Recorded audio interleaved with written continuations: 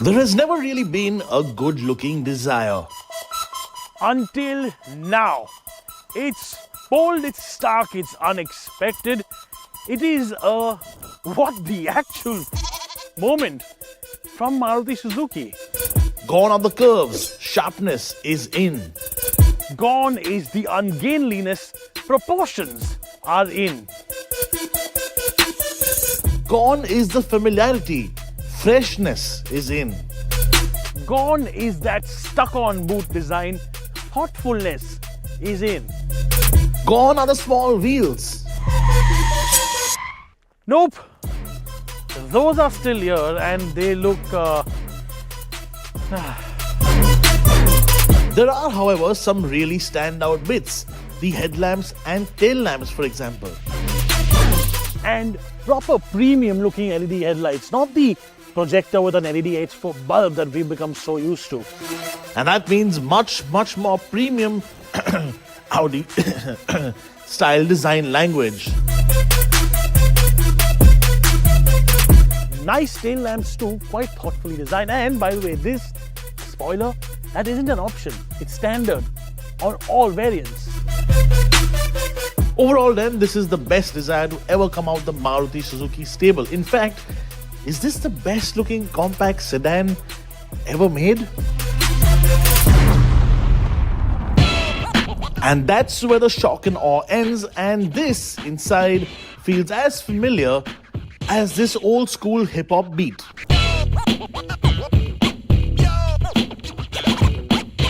Traditional dials that are really clear, a climate control module from the Swift, and a large screen that has most gizmos that you'd need, like for example a 360-degree camera.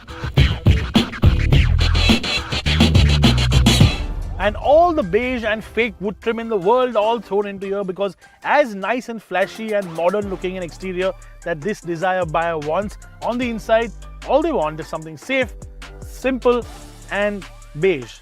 And beige and beige, more beige. But if it works, it works. The Swift is for enthusiasts. The Dzire isn't. The Dzire is for middle-aged people who want a car to drive from A to B.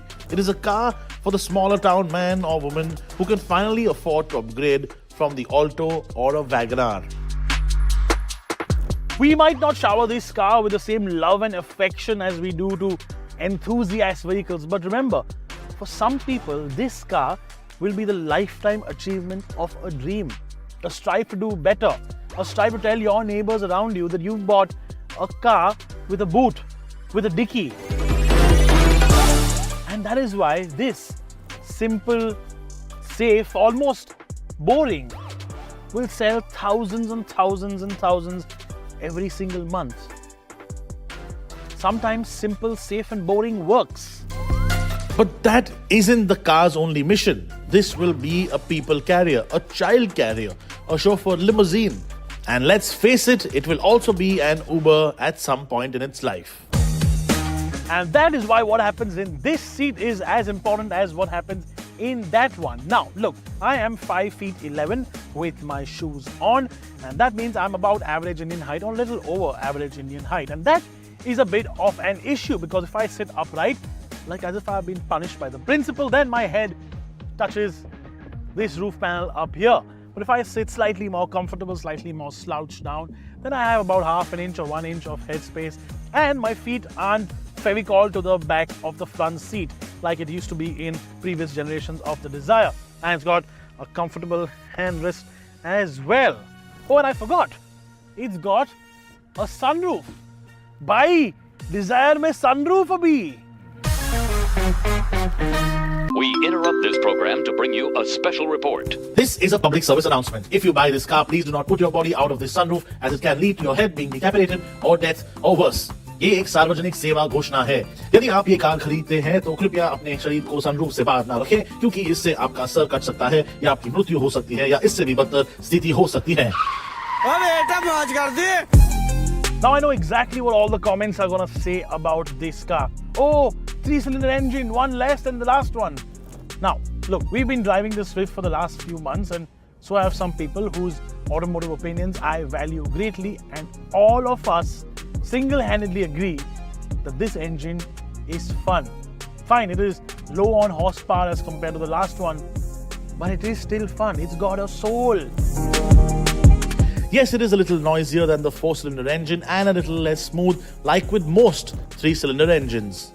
Like that awesome K10 3-cylinder engine, which by the way I own, and that has a soul too. But none of that matters to a Dzire driver, because all that matters are two figures: low maintenance costs and high fuel economy. We aren't going to do a 0 to 100 run. We aren't going to do an 80 to 120 run. And I'm not going to tell you how this engine comes alive at certain speeds. Oh wait, I just did. But the Dzire driver does not care. Because for him, the fuel economy figure is more important than everything.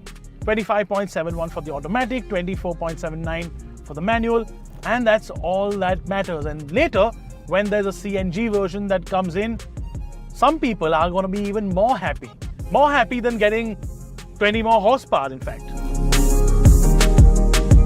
And look, if a car gives happiness in a different form, in any form, then it's doing its job.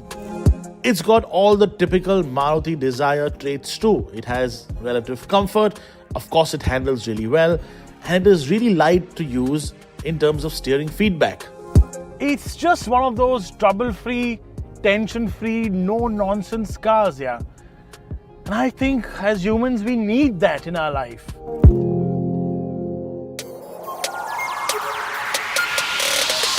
You think we forgot about safety? Nope, we kept the best for last. Now when I drove the car, there was no safety rating announced for it. So I did a whole monologue on how Maruti needs to get off their ass and really start making cars safer, because the Indian public just won't take it anymore. I also conveyed the exact same view and frankly frustration to the engineering team that I met after my drive, and they smiled like they were hiding something. Little did we know that little secret would be Maruti's first ever 5-star rated car. This is a big deal, folks. Maruti is finally getting its act together and making an effort to make cars safer than the government set norms and mandates, and this affects every single one of us, because even if we don't buy it as one of our personal cars, we will find ourselves in the back of an Uber, and thus a safer car is always a better car, period. There have also been a lot of comments about how the test is rigged and how the tested car isn't the Indian spec. Frankly, both of these allegations are hilarious to see play out, as the exact same test scenarios were also applicable to, say, Mahindra or Tata or Volkswagen. So, credit where it is due, folks. Credit where it is due. And now that Maruti has got the ball rolling, we do expect a lot more from them. Whatever we say here really doesn't matter. This car will sell. You will see them everywhere. You will see them modified in weird ways with chrome bits. You will see them really cleanly kept. You will see them in battered state. You will see them with yellow number plates. Basically, 6 months from now, this will be ubiquitous. But this time you will see it once. You will probably stop and see it again and go, nice. 2020 में मैं number 1 2020 मुझे दिखे सब ये मेरा वाला है छोटे तेरा कह रहा है. Okay, time for the unscripted section, and because you guys love this so much, we're going to continue doing this on all our first drives and reviews and stuff like that. Lack of handrest is another problem. I mean, yeah, we can put stuff in the middle here when we shoot, but otherwise a lack of a general handrest, especially on the automatic versions, is genuinely a big issue. And yes, the aftermarket options for that, but sometimes aftermarket isn't as good as OEM. Boot opening is another big issue. Now, normally on the Swift or the Baleno, if you use the unlock button on the door panel here, the boot unlocks as well. In this, you have to use the key, or you have to bend down, which is a problem for people like me. Bend down all the way here, bottom, reach down and pull a lever which opens the boot. Why? Like, it's absolutely pointless. I know you can do it from the key fob, but yet. Small wheels. Now, we've made a little comment in the middle of the review, but I want to talk about this again.